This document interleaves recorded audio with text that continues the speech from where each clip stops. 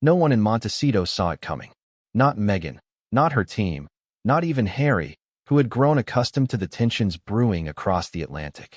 For months, Meghan had been meticulously planning what she saw as her triumphant return to the Invictus stage.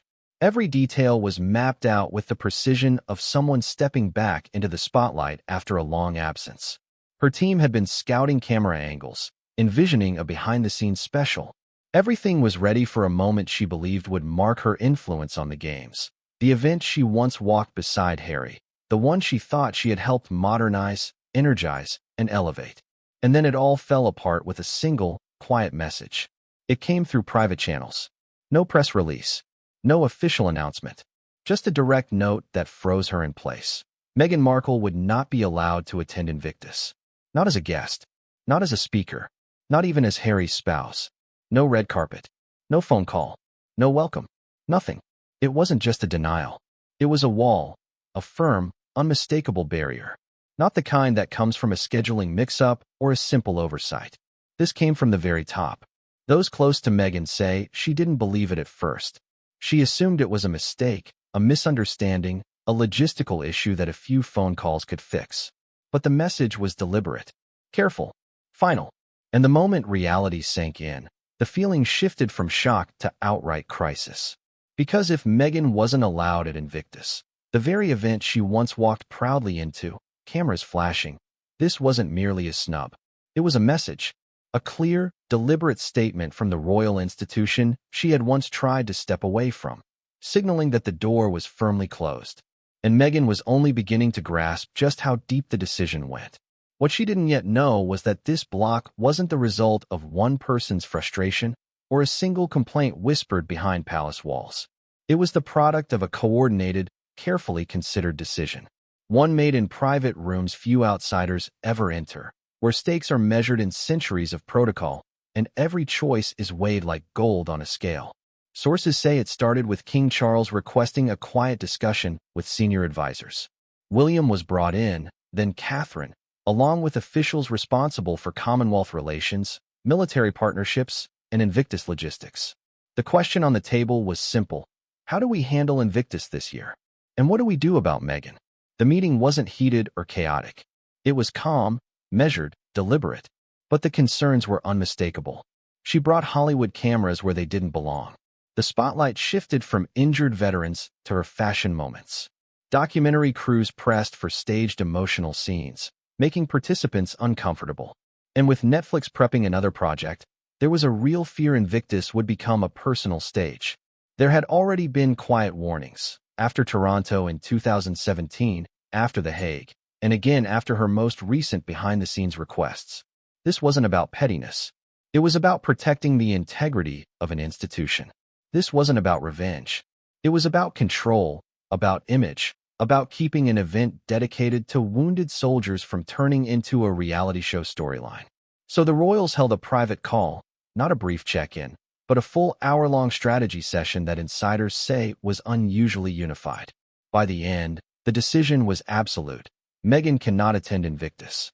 Not officially, not semi-officially, not even passively. And when Meghan learned the truth, the calm inside the palace became a storm in Montecito. If being blocked from Invictus shook her, what came next shattered her completely. Because the worst part wasn't the exclusion. It was who was invited in her place. At first, Meghan didn't know. She made call after call, searching for any sign the decision could be reversed. She hoped someone would say, "Wait a few days. This can change." Then came the quiet message to her team. Catherine had been asked to attend certain Invictus events in an official capacity. Not just as a royal, not just as William's wife, but stepping into the emotional spaces Meghan once occupied, meeting veterans, greeting families, supporting injured soldiers.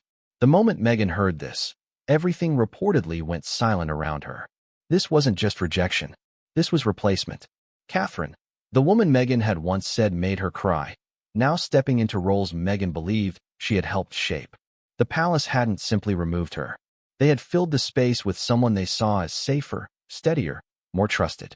Inside the Montecito home, staff later whispered of raised voices, slammed doors, and long emotional conversations drifting down the hallways. To Meghan, this wasn't about a single event. It was about the message behind it. We don't need you. We don't want you. And we've chosen someone else. Nothing stings quite like being replaced. And for Meghan, that was the moment the Invictus block shifted from a political decision into a deeply personal humiliation. Just when she thought the rejection couldn't get worse, the palace uncovered something that changed everything. The truth behind Harry's secret trip to Canada. On the surface, the visit looked innocent. A quick stop, meetings with charities, smiling photos with veterans. But palace officials were unsettled by the timing. So they quietly began digging into the details. And that's when it all started unraveling. When Canadian officials were contacted, there was no record of Harry's team sending official notice. No approval documents. No communication through the proper Commonwealth channels. Then the palace asked Harry's team for proof. But each time, the story shifted. Dates didn't line up. Emails didn't exist. Phone calls they claimed had happened never happened. Investigators even checked telecommunications records. What they found left senior royals speechless. Zero evidence that the palace had been informed. Every claim of "we notified them out of courtesy" appeared to have been fabricated. And then came the bombshell. Investigators reportedly uncovered messages showing Meghan encouraging Harry to stick to the false story, even knowing it wasn't true. To the royals, this changed everything. This wasn't a misunderstanding. It wasn't a heat-of-the-moment choice. It was deliberate deception, a calculated attempt to embarrass the institution while protecting themselves from accountability. When the findings landed on King Charles and Prince William's desks, the mood reportedly shifted from weary frustration to something far colder. The palace wasn't just annoyed anymore. They were done. As the Canada scandal simmered, another problem emerged. This one came straight from Meghan's Hollywood world. Netflix wasn't just looking to cover her Invictus return. They allegedly had an entire documentary concept ready to roll. Sources say the streaming giant envisioned a dramatic series portraying Meghan as the misunderstood royal, the emotional supporter of veterans, the woman blocked by a cruel institution, the fighter standing strong against palace persecution. But the issue wasn't the narrative. It was what Netflix wanted from the veterans. Reports suggest they requested exclusive access to private therapy sessions, emotional breakdowns caught on camera, interviews about injuries, and family conflicts filmed for dramatic effect. They even proposed staged moments where Meghan could be filmed comforting crying veterans, crafted purely to heighten the drama. Organizers were horrified. Veterans were offended. Even some Netflix staff reportedly questioned the ethics of the project. And the final straw? Netflix allegedly wanted wounded warriors to sign contracts granting the platform permanent ownership of their personal stories. When word reached King Charles, his reaction was immediate. No royal would ever participate in any event that allowed the exploitation of British veterans. Invictus organizers agreed. Netflix was banned from access. And because Meghan's involvement depended on securing documentary material, her attendance became impossible. It wasn't just a block. It was a complete shutout. And now we arrive at the final chapter. The moment that ties it all together. The moment that shows why this Invictus exclusion wasn't temporary, but the start of a new royal reality. After reviewing the Canada investigation, the Netflix issues, veteran concerns, and 5 years of ongoing crises, King Charles, Prince William, and Catherine reportedly held a decisive private meeting. They compiled what one insider called a comprehensive Sussex case file, a detailed record of every incident, every conflict, every pattern of behavior that threatened the dignity and stability of the monarchy. Then came the verdict. Harry and Meghan would be treated as complete outsiders. No special protocol, no royal privileges, no invitations, no coordination, no public acknowledgements, no open doors. In other words, the royal family chose silence as their most powerful tool. By refusing to engage, they cut off the oxygen that fueled the Sussex narrative. No drama, no public reactions, no headlines, just a cold, permanent absence. According to sources, this wasn't about punishment. It was about protecting the monarchy from chaos that had stretched on for far too long. And while nothing has been officially announced, the message behind those closed doors remains unmistakably clear. Meghan will never again be welcomed at a royal or Commonwealth event. Harry is allowed to return, but only alone and only under strict, tightly controlled conditions. Even that possibility seems to shrink with every passing day. As for Meghan, Sources from Montecito say she has finally come to a devastating realization. This isn't a temporary block.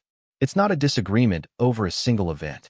It's the quiet end of her royal relevance. A chapter closed. A story finished. A door firmly locked.